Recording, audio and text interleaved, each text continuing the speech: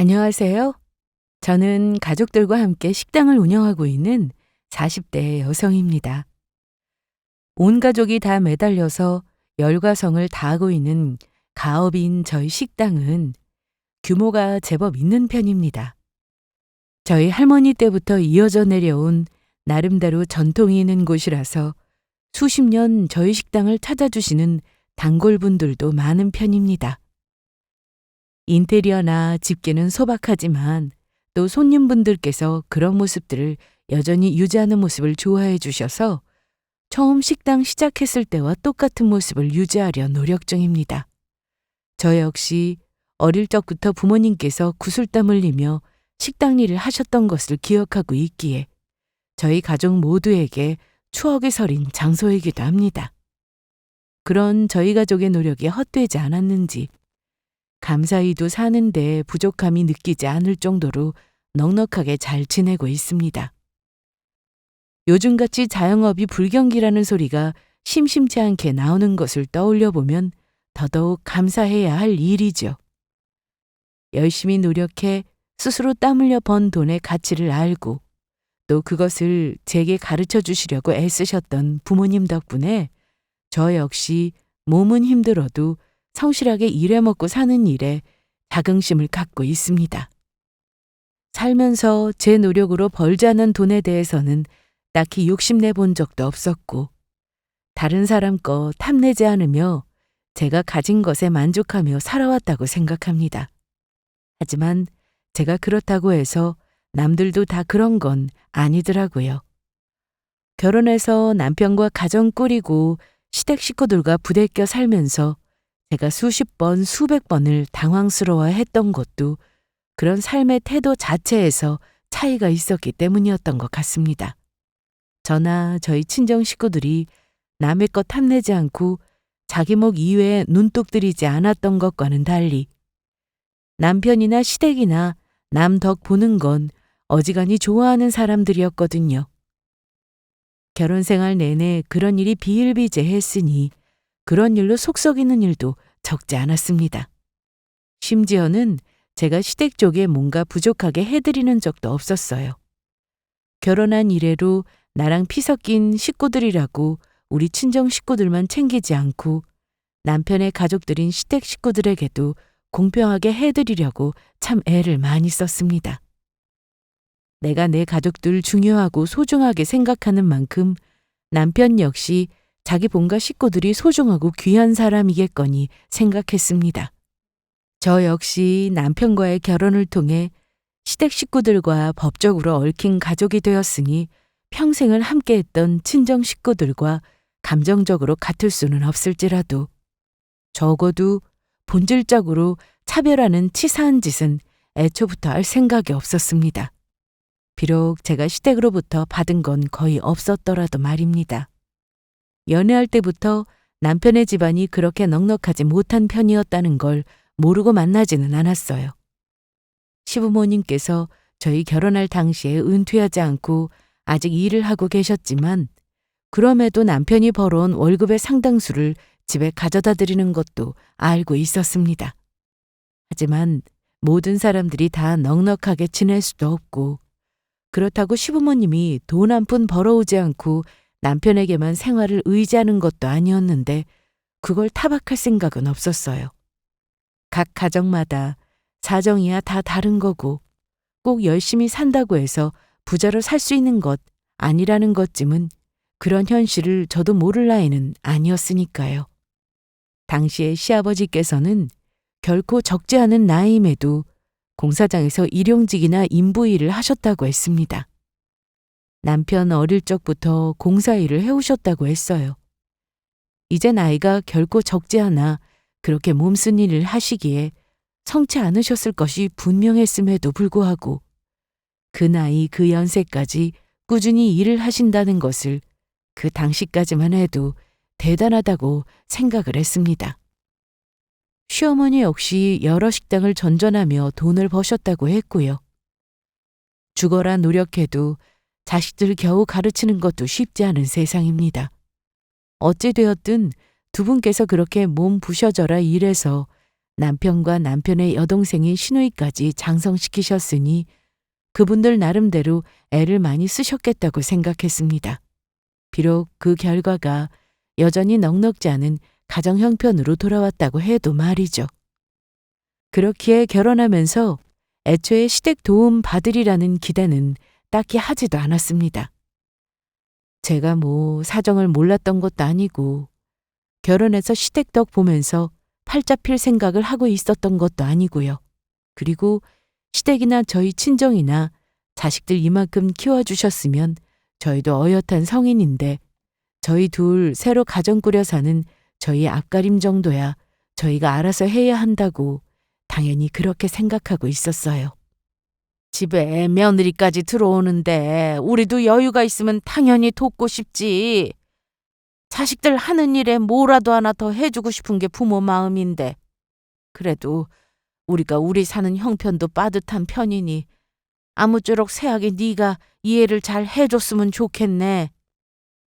그래도 자식이 결혼을 한다는데 아무것도 해주지 못하고 며느리를 맡을 생각을 하시니 시부모님께서도 민망하신 것 같더라고요. 결혼 전에 인사드릴 때 겸연쩍은 얼굴로 저렇게 말씀하시는 시어머니를 보며 그래, 그래도 그런 말씀이라도 해주시는 게 어디인가. 정말 질 안 좋은 시댁 만나는 사람들은 시댁에서 도움은커녕 오히려 며느리나 사돈한테 빨대 꽂으려 드는 철면피들도 없지 않다고 하던데 그거 생각하면 이만하면 양반이다 싶었습니다. 게다가 남편에게 듣기로는 시누이 결혼할 때에도 시댁에서 딱히 도움 못 주셨다고 하더라고요. 남편보다 2살이 어린 시누이는 결혼을 일찍 한 편이었습니다. 20대 초반 어린 나이에 같은 직장에서 만난 남자와 덜컥 아이부터 먼저 생겨서 급하게 결혼을 했다고 하더라고요. 그렇게 결혼한 시누이가 저희 결혼할 때쯤에는 벌써 결혼 10년 차가 다 되어가고 있었습니다. 그 사이에 시누이 아이는 벌써 셋으로 늘어나 있었고요. 독박 육아한다고 항상 피곤에 찌들어 있고 찌푸린 얼굴이었던 시누이는 결혼 후에도 형편이 썩 좋지는 못했어요. 아이가 셋이나 되니 당연히 직장으로 복귀할 시기를 놓친 시누이였습니다. 그럴 기회가 있다 한들 아이가 셋이나 되는데 그 셋을 다 맡길 만한 형편이 되는 것도 아니었을 테니 자의반 타의반으로 집에 눌러 앉을 수밖에 없었던 시누이였습니다. 애가 셋이나 되는데 그렇다고 남편 되는 사람 벌이가 좋은 편도 아니니 결혼할 때부터 부족하게 시작했던 살림이 결혼 10년이 다 되어가도록 필 일이 없었겠죠. 처음 시댁에 인사 갔을 때도 아이 셋이 쿵쿵거리며 뛰어다니는 탓에 밥이 입으로 들어가는지 코로 들어가는지도 모를 지경이었어요. 차분하고 진중한 분위기 속에서 앞으로 결혼과 관련되어 진행할 사항을 의논드릴 분위기가 아니었습니다. 그런데도 자기 밥 먹느라 바빠서 아이들 저지할 생각도 없어 보이는 시누이였어요. 솔직히 그런 시댁 분위기를 처음으로 직접 두 눈으로 확인하게 되었을 때 좀 당황스럽기는 했습니다. 아무래도 며느리 될 사람이 인사를 온다고 하니 시댁에서도 그날 식사 준비에 신경을 쓰셨겠죠. 옆에서 걸신이라도 들린 듯 허겁지겁 갈비찜이며 잡채를 집어먹고 있는 시누이 보는 시어머니 눈에 안타까운 감정이 그득했습니다. 아유, 얘 천천히 좀 먹어. 그러다 체하겠다. 천천히 먹을 새가 어딨어. 애 새 키우려면 한 술이라도 빨리 입에 집어넣어야 그나마 밥이라도 챙겨 먹지. 그리고 새언니 들어온다고 이런 진수성찬에 언제 자리에 앉아서 이렇게 밥 먹어보는지 모르겠다. 평소에는 만날 서서 밥 먹거든. 아이고, 이 새끼 키운다고 내 새끼 다 축나네. 남는 거 싹 다 싸줄 테니까 천천히 좀 먹어. 그래도 명색의 오빠 처가 될 사람 처음 보는 건데 예의 차릴 생각이라고는 없어 보이는 시누이였습니다. 그 옆에서 그런 딸 자식 밥 먹는 걸 그저 애틋한 눈으로 바라보는 시어머니가 참 속상하시겠다 라는 생각이 들었어요. 이걸 새 사람이 들어왔는데도 낯가리지 않고 처음부터 편하게 생각해줘서 다행이라고 생각해야 할지 헷갈릴 정도였습니다. 한편으로는 솔직히 걱정도 좀 되더라고요. 나도 결혼해서 애 낳고 나면 저렇게 변하는 걸까 싶다가도 애초에 아이를 셋씩이나 낳을 생각도 없었고 결혼해서 아이 낳는다고 해도 일하는 걸 포기할 생각도 없었기 때문에 애써 나랑은 다를 거라며 마음을 다잡았습니다. 어찌됐든 초반에 그런 시댁 모습을 적나라하게 다 보았으니 사실 결혼하면서 시댁덕을 볼 수 있으리라 기대하는 게 더 웃기는 일이었죠. 애초에 시어른들께 뭔가 해달라고 바라는 게 있지는 않았지만 제가 만약 바라는 게 있었다 해도 그걸 기대할 수 있는 상황이 아니었어요.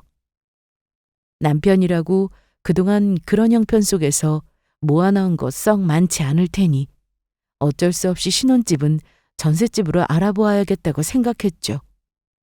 아무래도 저희 두 사람 힘으로만 신혼집을 구하려고 하니 매매까지 하기에는 부담이 많이 되더라고요. 그것도 남편 쪽에서 모아놓은 결혼 자금이 훨씬 모자라서 제가 결혼 전 일하며 부어둔 적금에 제 쪽에서 돈이 더 많이 들어가게 될 일이었습니다. 하지만 결혼 전만 하더라도 제게 좋은 것 해주지 못하는 걸 항상 미안해하던 남편이었기에 괜히 저 사람 미안해하는 꼴 더 볼 거 없이 이왕 같이 살 집에 쓰는 돈 아까워하지 말자 마음을 먹었어요. 그렇게 당연히 전셋집을 알아보려고 했는데 선뜻 도움을 주셨던 게 바로 저희 친정 부모님이셨어요. 엄마, 아버지, 그 사람이랑 이미 다 얘기 마쳤다니까. 우리 어른들 도움 안 받고 우리끼리 힘으로 결혼 준비하겠다고.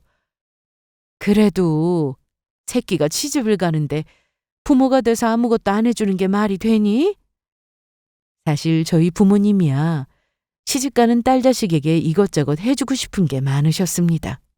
위로 오빠가 하나 있기는 했지만 딸은 저 하나뿐이었고 하나뿐인 딸 자식 시집 보내는데 평생 고이고이 키워주셨던 부모님께서 얼마나 하고 싶은 게 많으셨겠어요.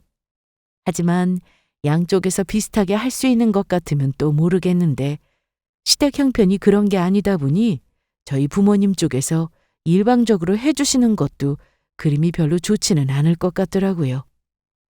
가뜩이나 넉넉한 형편으로 결혼하는 게 아니라서 결혼 준비하는 내내 제 앞에서 풀이 죽어있던 남편 생각하니까 더 그랬습니다.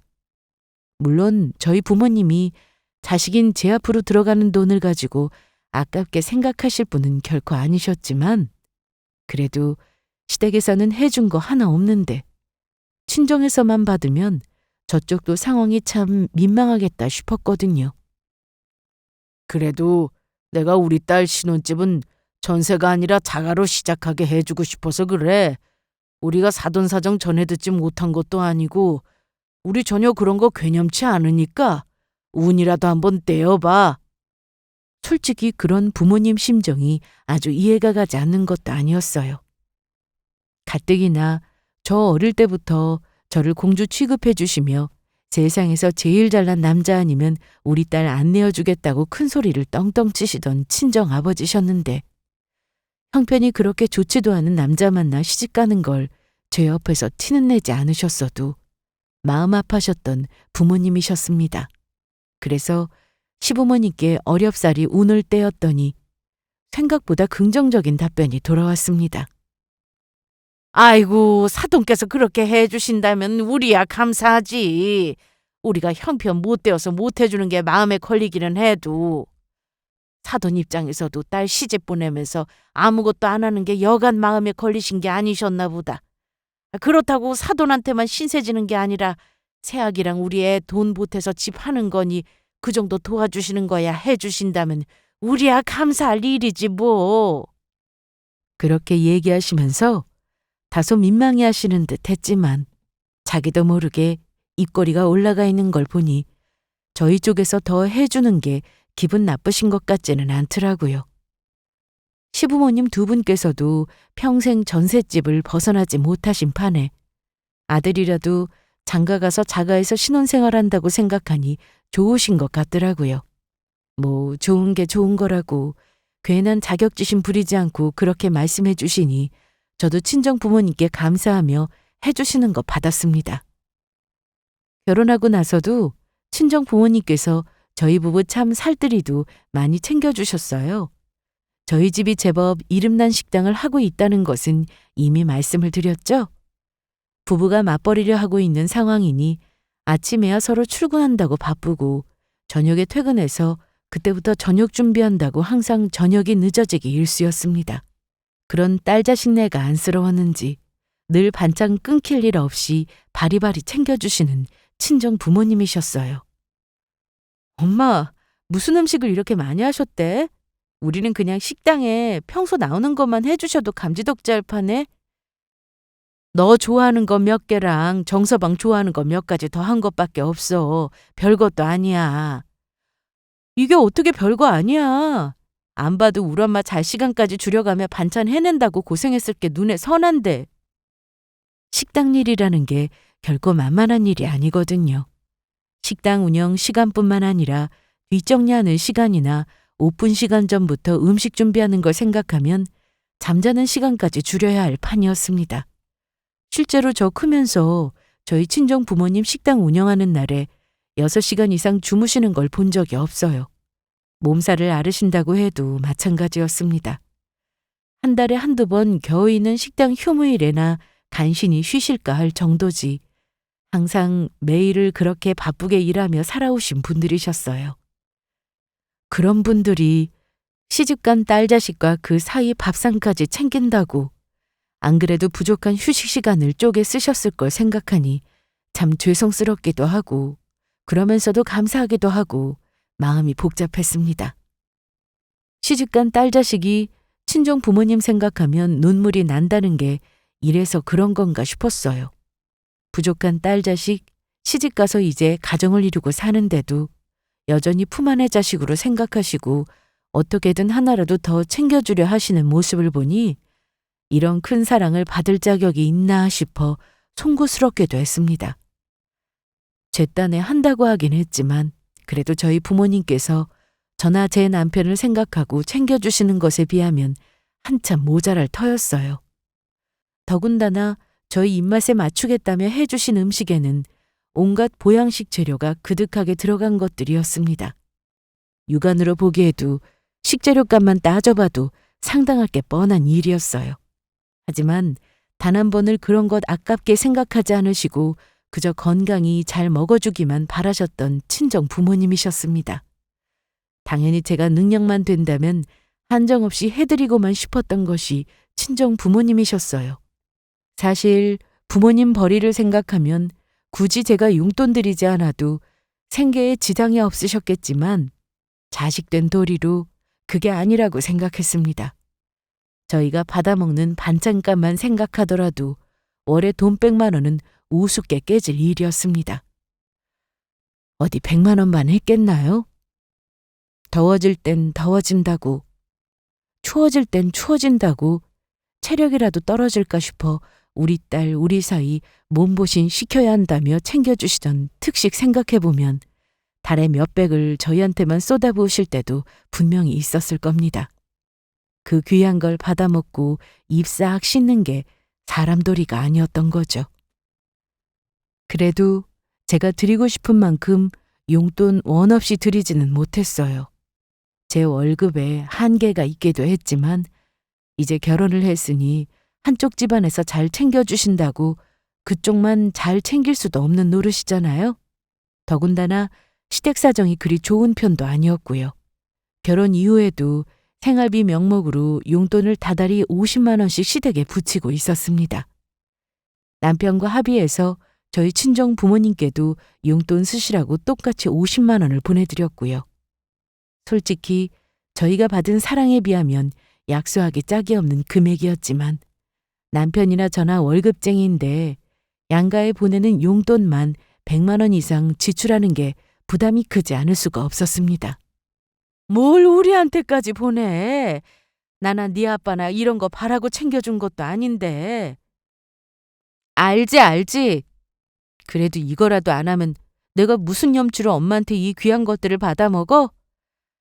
정서방하고도 다 얘기된 건데 얼마 되지도 않는 돈 자꾸 사양 말고 그냥 넣어두세요. 그래봤자 50만 원밖에 안 되는 돈 가지고 자꾸 이러면 딸내미 민망해. 당신들께서도 식당 일한다고 허리가 휠판인데도 회사 다니며 남의 돈 버는 게 결코 쉬운 일이 아니라고 저나 남편 걱정이 이만저만이 아니셨던 친정 부모님이셨어요. 그런 자식이 피땀 흘려 번 돈 받는 게 여간 신경 쓰이시는 게 아니신 것 같았지만 제 입장에서는 이것도 많이 양보한 거였습니다. 저희 부모님이야 자식에게 아끼는 것 없는 게 부모로서 당연한 일이라 하셨지만 그런 은혜에 제가 친정을 조금이라도 더 챙겼다가 괜히 시댁과 분란이라도 생길까봐 그것도 노심초사 하셨던 것 같아요. 저 역시 심정적으로는 그렇게 저희에게 아까운 것 없이 퍼주시는 친정 부모님께 더 해드리고 싶은 마음이야 굴뚝 같았지만 그런 친정 부모님 마음을 헤아렸기에 더더욱 시댁과 공평하게 해드리려고 노력했던 것도 있었고요. 반면 시댁에서는 아쉬운 소리를 많이 들었습니다. 상대적으로 형편이 더 쪼들리는 판이니 그럴 수 있다고 머리로는 생각을 했어요. 하지만 매달 다달이 용돈을 붙여드리지 않는 것도 아니고 어디 용돈뿐이었나요? 명절이면 명절이라고 집안 행사가 있으면 집안 행사가 있는 대로 더 얹어드린 돈이 적지 않았습니다. 그런데도 저만 보면 항상 돈 없다 앓는 소리를 하시니 저라고 그 소리가 썩 듣기 좋지는 않더라고요. 평생 서서 일을 해서 그런지 고장이 나도 아주 단단히 난 모양이네. 이래가지고 일은 얼마나 할지도 모르겠고 평생 일해봤자 남는 것도 없고 서글픈 팔자다. 서글픈 팔자야.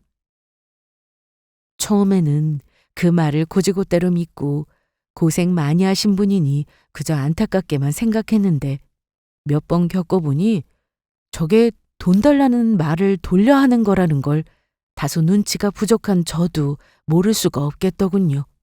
게다가 평생 서서 일한 게 어디 시어머니뿐인가요? 저희 친정부모님도 그날도 쉴 새 없이 움직이며 식당 일을 하고 계셨습니다. 저희 결혼하고 은근슬쩍 일 줄이고 집에서 들어앉는 날이 많아진 시부모님 보며 솔직히 생각이 많아질 수밖에 없었어요. 저희 친정 부모님 당부에 시댁과 친정 대하는 것 차별하지 않으려고 묻어 애를 썼습니다만 그래도 사람 마음이 어디 그렇게 저울로 잰 듯 되나요? 한쪽에서는 아낌없이 주는 나무가 되어 자식들 생각에 여념이 없으심에도 얼마 되지도 않은 용돈 받는 걸 그리 미안해 어쩔 줄 몰라시는 분들이 계시는가 하면 한쪽에서는 자식들 결혼해서부터 아무것도 해준 것 없으면서 항상 아쉬운 소리만 해대시니 솔직히 이게 끝이 있나 싶은 생각이 드니까 저도 막막하고 답답하고 그렇더라고요. 신혼 때까지만 해도 자기 부모님 때문에 아쉬운 소리 해야 할 일이 많았던 남편이 제 눈치라도 봤는데 그 용돈 50만 원 양쪽 집에 다 해준다는 이유로 점점 제 눈치 보지 않는 남편도 솔직히 거슬렸고요. 아니, 우리 집에 다달이 용돈 들어간다 하지만 그래도 장인 장모님한테도 똑같이 해드리잖아. 자기 그 얘긴 좀 아닌 것 같다. 우리가 우리 집에서 가져다 먹는 반찬이며 음식만 해도 그게 다 얼만데 그걸 똑같이 계산하는 건 좀 그렇지. 물론 제가 이렇게 한 번씩 바른 소리를 해대면 자기도 당연히 할 말이 없으니 잠깐 입을 다물었다가도 점점 입이 튀어오르는 꼴을 보니 자기 딴에도 불만이 많다는 거였겠죠. 그렇다고 해서 제가 그런 불만까지 접수해줄 생각은 없었고요. 자기네 식당에 왜 그렇게 손님이 많은 줄 알겠다며 저보다 저희 엄마 반찬을 더 개눈 감추듯 퍼먹어 없애는 남편 꼴을 보면 그래서도 안 됐고요.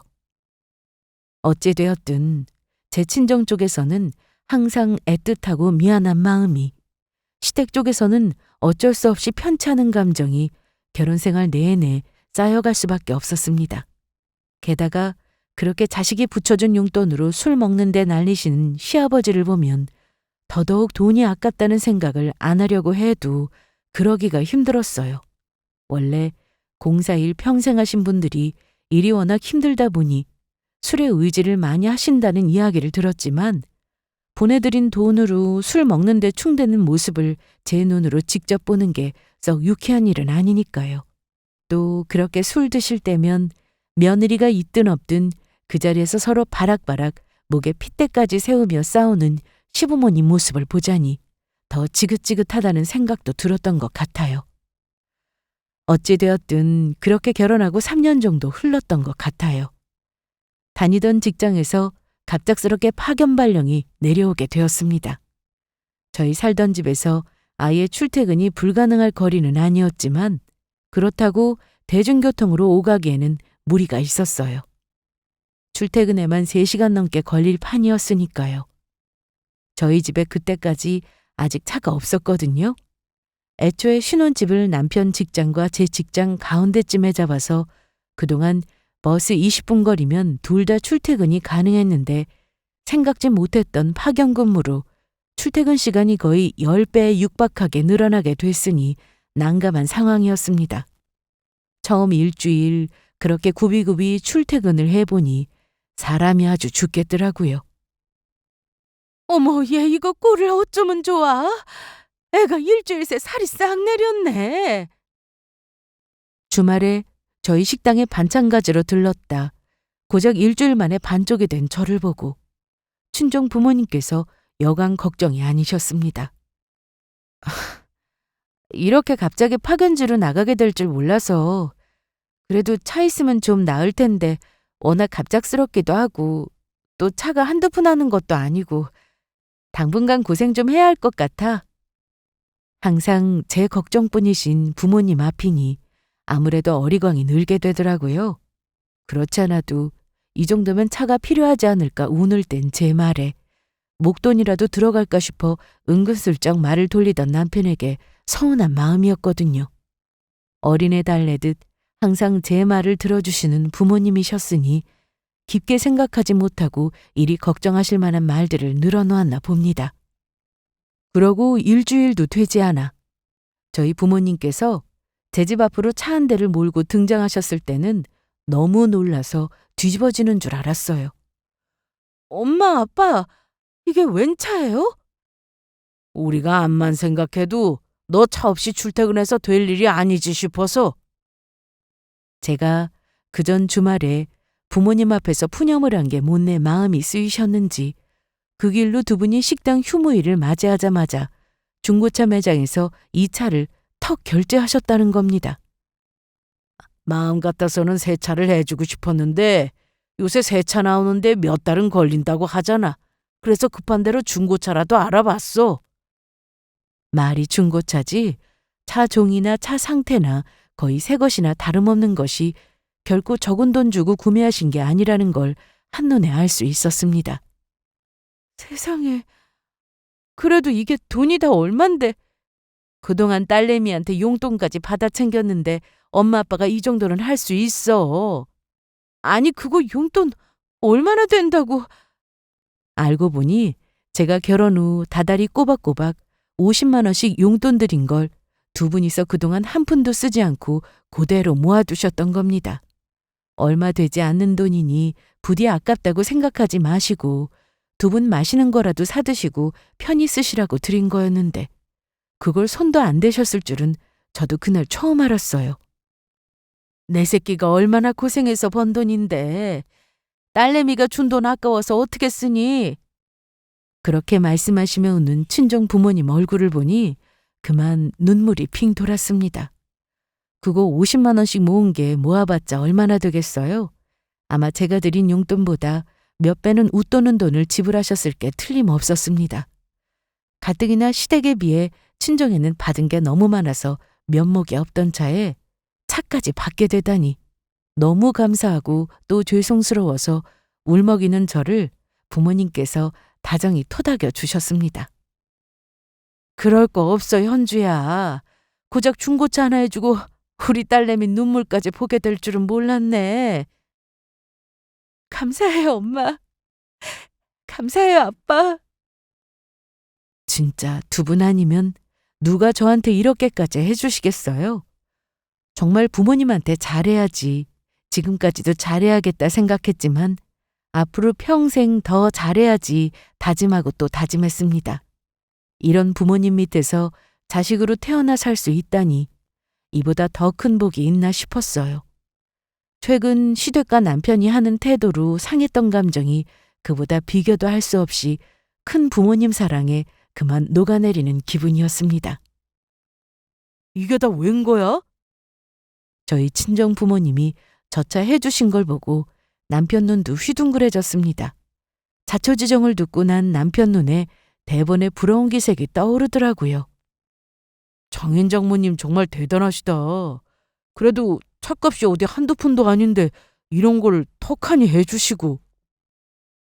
여전히 남편에게 서운한 감정이 남아있기는 했지만 그래도 저 사람이 저렇게 부러워하는 걸 보니 좀 안 됐다 싶기도 하더라고요. 저 사람이야 항상 부모한테 뭔가 해드리기나 했지 저처럼 이렇게 목돈 들어갈 선물 같은 거 받아본 적도 없고 앞으로 그럴 날도 기대하기 어려웠을 테니까요. 그걸 생각하니까 또 저 사람이 짠하게 느껴지기도 했고요. 어찌되었든 그렇게 친정 부모님 덕분에 출퇴근길이 훨씬 수월해졌습니다. 몸이 편해진 것도 그렇지만 사랑받는 자식으로 살고 있다는 마음의 힘을 얻는 게 더 컸어요. 비록 중고차라고는 하나 제 첫 차이기도 하고 저희 부모님이 주신 그 차 아껴가며 잘 타야지 생각했습니다. 그런 차를 시어머니가 탐냈을 때 제가 얼마나 화가 나고 기가 막혔는지는 더 얘기하지 않아도 이해하시겠죠? 저희 부모님이 저 차 뽑아주신 바로 그 다음 주말에 시댁으로부터 호출이 왔습니다. 제 눈치 살피는 남편과 함께 시댁에 가봤더니 현관에서부터 시어머니가 팔짱을 끼고 아주 고깝다는 듯이 저를 쳐다보시더라고요. 아무리 생각해도 이런 대접 받을 일 한 게 없기 때문에 어리둥절할 수밖에 없었습니다. 그런 저를 보더니 시어머니가 대뜸 이러더군요. 너 집에서 차 뽑아줬다며? 저희 부모님이 저 차를 뽑아줬으면 뽑아줬지 그게 왜 시어머니가 저한테 저런 태도를 보일 일인지 이해할 수 없었기 때문에 왜 저러시나 싶었어요. 누가 보면 그 돈 시어머니한테 뺏어서 해주기라도 한 듯한 태도에 어이가 없었고요. 가뜩이나 시집오고 나서 시댁에는 만날 용돈이 뭐니 이래저래 돈 나갈 일만 있었지 20식구 되었다고 제대로 된 거 하나 챙겨받은 적도 없었습니다. 심지어 결혼하고 몇 년이 되도록 제 생일을 그냥 전화 한 통으로 잎싹 씻고 지나가던 시어머니였어요. 당신들 생신에는 생신 용돈이며 선물이며 그렇게 받아 챙겨놓고도 말입니다. 그동안 저도 적지 않게 호구 노릇을 했던지라 서운한 마음이 쌓여 있었어요. 그런데 제가 다른 사람도 아니고 제 부모한테 차 받았다고 저런 태도라니 그걸 제가 받아줄 이유가 없지 않습니까? 네, 받았어요. 저희 엄마 아빠가 출퇴근하는 거 너무 고생스럽겠다며 해주시더라고요. 감사한 일이죠. 너는 참 복도 많구나. 차까지 턱턱 싸주는 부모도 다 있고. 시기심이 가득한 그 얼굴을 보자 그만 입맛이 뚝 떨어지더라고요. 대체 무슨 명목으로 저한테 저런 소리를 하나 이해가 안 갔습니다. 하지만 시어머니 주태는 거기에서 멈추지 않았어요. 그렇게 자식 앞으로 차까지 턱턱 사주는 걸 보니 네 부모는 딱히 용돈도 필요 없다. 어차피 잘 먹고 잘 사는 양반들한테 아깝게 돈 보낼 거 뭐 있어. 앞으로는 너희 친정에 용돈 보내는 건 그만해라. 이달부터는 사돈한테 보낸 것까지 내 쪽으로 보내고. 이게 무슨 소리입니까? 저한테 돈 맡겨놨어요? 솔직히 저희 부모님이 인격자라서 제가 그동안 친정이랑 시댁 차별하기 싫어서 용돈 50씩 맞춰드린 거지 애초에 제가 시댁에 그 돈 다달이 해드려야 할 의무도 없었습니다. 그런데 저희 집에 보내던 용돈 50까지 자기 앞으로 보내라니 사람이 염치가 없어도 정도가 있어야죠. 그러면 절더러 달에 100만 원이나 자기 집에 내놓으라는 소리 아닙니까? 날강도도 이런 날강도가 없잖아요. 저도 모르게 목소리가 격앙되었습니다. 어머니, 그건 진짜 아니죠. 그동안 저희 친정에서 저희한테 해준 게 얼마인데요. 저 사람 몸에 좋은 거 해다 먹이겠다며 다달이 보양식이며 음식 해주시는 것만 해도 벌써 수백은 깨졌을 거예요. 그거 생각하면 더 드려도 부족할 판에 그것까지 어머니한테 드리라니 이런 경우가 어디 있어요. 이치에 맞는 제 말에 발끈하는 시어머니 앞을 남편이 막아섰습니다. 제 딴에는 중재를 해보겠다고 나선 모양인데 그런 남편 입에서 튀어나온 말이 더 어처구니가 없었어요. 아이, 자기는 무슨 말을 그렇게 해? 우리 엄마가 뭐 못할 소리 한 것도 아니고.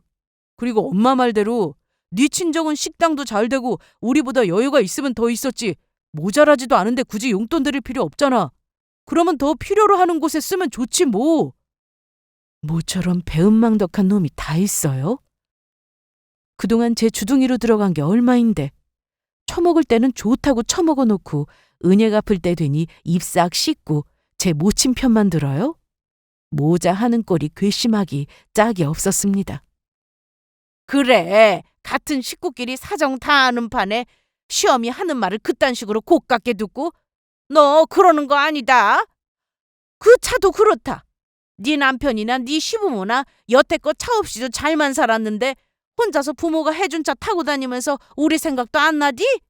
네 신우 애새 키우면서 어떻게든 한 푼이라도 더 벌어보겠답시고 부업 일거리 파리바리 싸들고 몇 시간씩 왔다 갔다 하는 거 생각도 안 나디? 그런 신우이 안타까워서라도 내가 먼저 차 넘겨드릴까 물어라도 받겠다. 이건 또 무슨 소리예요? 끝도 없이 이어지는 황당한 소리에 제가 기가 막혀 입을 떡 벌리고 있자 시엄이란 여자가 기고만장해 소리쳤습니다. 어차피 지금 그 차도 네 돈 한 푼 안 들이고 얻은 꽁으로 얻은 차나 마찬가지 아니야. 어차피 너 그 차 없다고 출퇴근 못하는 것도 아니고. 그러니 그 차 우리 딸 줘. 선을 세게 넘어도 이보다 더 세게 넘을 수 있을까 싶더군요. 지금껏 내가 이 집구석에 해다 바친 게 얼마인데 거지근성도 어디 정도 것이어야 말입니다. 제가 이런 푸대접까지 받으면서 저것들하고 붙어 살아야 합니까? 이쯤 되다 보니 저도 이판사판이었습니다. 무슨 미친 소리를 하고 있어. 그렇게 당신 딸 신세가 안타까우면 당신이 해주지. 내 부모가 해준 차를 내가 왜 넘겨?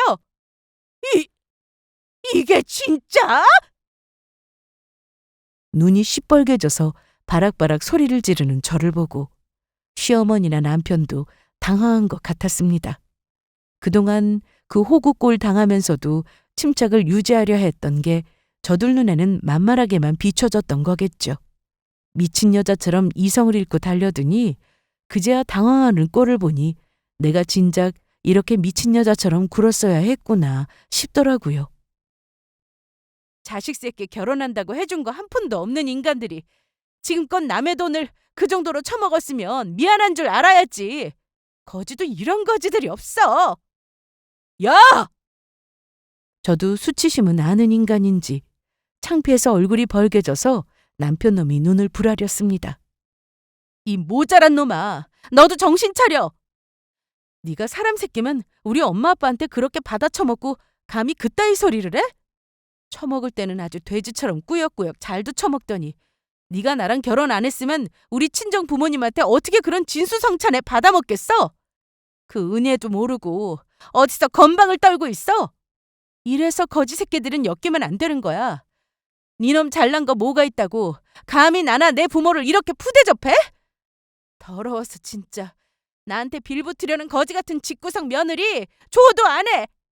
이 집 며느리 자리 오늘부로 그만 반납할란다. 그게 무슨 소리야? 너 같은 새끼랑은 이혼이라고. 제 이혼 소리에 그제야 함부로 놀리던 두 모자의 입이 딱 다물렸습니다. 그 꼴을 보니 저것들이 자기들 잘못한 걸 모르고 설친 게 아니라는 생각이 들자 더 괘씸한 생각이 들더군요. 그래서 저도 참지 않고 있는 대로 내질러 버렸습니다. 나 아니면 뭣도 아닌 것들이 집이라고 제대로 된 것도 안 된 데서 빌빌거리고 살 놈을 내 부모 덕까지 같이 보게 해줘서 이만큼 살게 해줬더니 감히 은혜도 모르고 주제에 분수 넘치는 욕심까지 부려? 나한테 생활비까지 타서 쓰는 처지면 고마운 줄을 알아야지. 감히 며느리랑 사돈재산에 눈독 들이면서 차까지 빼앗으려 들어? 도대체 뇌가 있는 인간들이야, 없는 인간들이야? 없는 것들이 없다 없다 하니까 염치까지 없어서는 니들은 부끄러움이라는 것도 몰라? 여보 잠깐만. 이혼이라니? 거지 같은 니들한테 빨대 꽂히는 것도 그만하려고 그런다 왜? 내가 뭐가 아쉬워서 니들 같은 거머리들한테 뜯기고 살아야 되는데? 지금껏 당한 것만 해도 억울해 죽겠는데. 아니 이혼이라니. 안 돼. 안 된다. 안 되긴 뭐가 안 돼요. 나는 내 앞에서 하도 연병을 떨길래 저 미친 여자가 아들이랑 이혼하라고 일부러 이러는 건가 싶었더니 설마 그따위 망발을 내뱉고도 내가 당신의 아들을 걷어먹일 줄 알았어? 착각도 유분수지. 이봐요. 당신 아들 그 정도로 데리고 살 가치 있는 놈 아니야. 그러니까 대기 아들 도로 데려가시라고요. 도로 데려가서 저 인간한테 빨대를 꽂든 말든 이제 나랑은 상관없는 일이니까. 여보!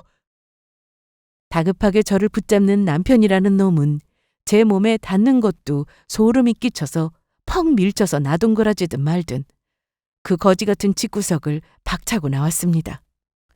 한번 결심이 서니 더는 그 집구석에 하루라도 더 호구 노릇하기 싫더라고요. 그날로 바로 별거가 시작되었습니다. 문 열어달라고 남편놈이 현관문 두드리며 애처롭게 사정을 하든 말든 고성방가로 이웃 주민신고로 경찰이 오든 말든 끝까지 문 열어주지 않았습니다. 저놈 뭐가 예쁘다고 제가 문을 열어줍니까? 그러고는 바로 이혼 준비부터 시작했어요. 저 거머리 같은 것들 호구 놓칠까봐 들러붙을 걸 생각하면 단단히 대응을 해야겠다 싶었죠. 하루에도 수십 통 휴대전화에 불이 나도록 연락이 오는 남편놈 전화는 받아주지 않고 대신 장문의 문자 메시지를 보냈습니다.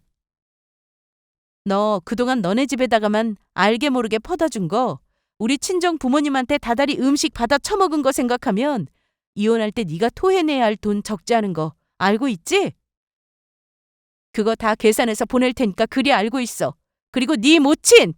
우리 친정 부모님이 나한테 해주신 차까지 강탈하려고 했던 거 내가 협박죄로 고소하기 전에 사과부터 시켜! 그랬더니 전화통만 붙들고 있었는지 놈이 번개같이 답장을 해오더라고요. 여보, 내가 다 잘못했어. 나 만나서 얘기 한번 들어줘. 그동안 나 장인어른 장모님한테 받아먹은 거, 모른 척한 거, 우리 집에만 생활비 100만 원 더 해드리자고 한 거 다 잘못했어. 다시는 안 그럴게. 장인 장모님이 해주신 당신 차 뺏어서 내 동생 주려고 한 것도 잘못했어. 엄마도 당신한테 미안하다고 하셨어. 그러니까 우리 제발 만나서 얘기하자. 어? 제가 이제 와서 저놈하고 얼굴 맞대고 얘기하려고 저 메시지 보낸 거였겠어요? 아무래도 갑작스럽게 그날 시댁 가서 저 봉변을 당한 거였으니 좀 더 확실한 증거 자료가 필요하겠다 싶더라고요. 어지간히 똥줄이 탔는지 그걸 덥석문 멍청이 놈이 제 입으로 사실을 술술 실토하는 문자 메시지를 보냈으니 이보다 더한 빼도 박도 못할 증거도 없겠다 싶었습니다. 그렇게 저는 제 뜻대로 이혼에 성공했어요. 애초에 결혼 기여도도 저나 저희 친정 쪽이 월등히 높았고 집에 들어간 돈이나 결혼해서 쓴 돈이나 제 쪽이 크니 유리할 수밖에 없었습니다. 물론 그것들 다 돌려받지는 못한다 하더라도 갈등을 제공한 쪽이 남편놈과 시댁 쪽이라는 사실관계는 분명히 확인할 수 있었습니다. 저쪽에서야 크게 물어내는 것 없다 하더라도 평생 뜯어먹을 수 있을 줄 알았던 며느리에게 버림받으니 당장 본가에 붙일 용돈 50만 원부터가 크나큰 부담으로 다가올 수밖에 없었죠. 물론 그렇다고 해서 제가 고작 그 정도로만 끝낸 건 아니었습니다. 저희 살던 집에 보탠 남편 얼마 되지도 않는 돈이야 위자료 명목으로 뜯기는 바람에 집은 온전히 제 소유가 되었죠. 살면서 평생 처음 공동명이라도 제 집에서 살아본 놈이 이혼당해 코딱지만한 제 본가로 쫓겨가고 여간 속이 쓰린 게 아니었을 겁니다. 남편놈 반품당해 그 좁아터진 데서 복잡거리게 생긴 시어미 속 터지는 것도 당연한 일이었겠죠. 나 없으면 제 신세가 어떻게 되는지 아마 제 집으로 쫓겨간 그날만큼 절실하게 깨달은 날이 없었을 겁니다. 이전에 하도 시어머니라는 여자가 우는 소리를 해서 저희 친정 부모님 통해 주선해줬던 시누이 일자리 역시 도로 빼앗아 버렸습니다. 애초에 일할 자격 요건도 안 되는 걸 하도 앓는 소리를 하며 사정사정하기에 지인한테 따로 식사 대접까지 하면서 저희 친정 부모님이 마련해 주신 자리였는데, 참 그러고 보면 그 시누이라는 여자도 웃겨요. 저나 저희 부모님 아니었으면 쥐가 어디서 언감생심 그 정도 일자리를 구할 거라고, 고맙다고 밥을 얻어먹어도 모자랄 판에 제 어미 구슬려 어디 감히 염치 없이 제 차를 뺏으러들여요. 일자리 잃고 당장 쪼들리게 된 건 안타까운 마음도 들지 않았습니다. 애초에 저희 아니었으면 얻지도 못할 일자리였고, 또 은혜 모르는 짐승은 그렇게라도 세상 매운맛을 톡톡히 봐야 하지 않겠습니까? 이혼하면서 전남편이고 시댁이고 시누이고 그저 그간 해준 것들만 걷어들였는데도 그저 적지 않더라고요. 그간 나도 어지간히 호구였구나 싶어 기가 막히면서도 이제 나 아니면 이런 것들 평생 엄두도 못 낼 그것들 처지를 생각하니 참 깨속은 맛이었습니다. 원래 사람이 처음부터 없이는 살아도 있다 없는 건 또 다른 문제이지 않겠습니까? 주제 제 덕에 좀 편히 살다가 자기들 딴에는 줬다 뺏긴 심정일 테니, 그래서 그들 괴로운 마음이 더해질 것이라는 것이 더 마음에 드는 점이었습니다. 그렇게 가진 것도 없으면서 욕심만 많은 인간들, 추하고 보기 싫은 면상 안 보고 살게 되니 마음이 편하더라고요. 애라도 생기기 전에 갈라서길 어찌나 다행이었나 싶습니다. 이혼 확정 나는 그날까지도 전 남편 놈이며 시모며 시댁 식구들이 돌아가며 우는 소리를 해대는데, 자기들도 저 그 집구석에서 탈출하고 나면 꼴이 어떻게 될지 뻔히 예견했으니 그리 뒤늦게 아쉬운 척이라도 한 거 아니겠어요? 그러게 분에 넘치는 사람 맞이했으면 진작 잘할 것이지. 소 잃고 외양간 고쳐봐야 아무 소용이 없죠. 저는 그 후로 하던 일을 정리하고 이제는 나이가 드셔서 식당 일을 힘에 부처 하시는 저희 집 가업에 동참하게 되었습니다. 일은 조금 힘들다 할지라도 서로를 제일로 생각하는 가족들과 함께 있을 시간이 길어졌다는 것은 좋은 점인 것 같아요. 그렇게 서로를 보듬고 또 도닥이며 오늘 하루도 성실하고 열심히 살아가고 있습니다. 이렇게 서로에게 위안이 될 수 있는 존재가 가족 아니겠어요? 비로소 제 진정한 가족들의 품으로 돌아온 지금의 생활이 만족스럽습니다. 오늘 제가 여러분들께 들려드릴 이야기는 여기에서 마치고자 합니다. 제 이야기 끝까지 들어주셔서 감사드려요.